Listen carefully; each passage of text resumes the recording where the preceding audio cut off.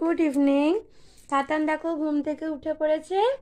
আর এই যে তোমাদেরকে দেখিয়েছিলাম মিশো থেকে যেটা আমি পারচেস করেছি তাতানের জন্য। তো এই দেখো তাতানকে পরিয়ে দিয়েছি, ওর মাথায় কিন্তু একদম পারফেক্ট হয়েছে এটা। এই যে কেমন লাগছে তোমরাও দেখে বলো। এইটার স্পঞ্জটা কিন্তু বেশ সুন্দর।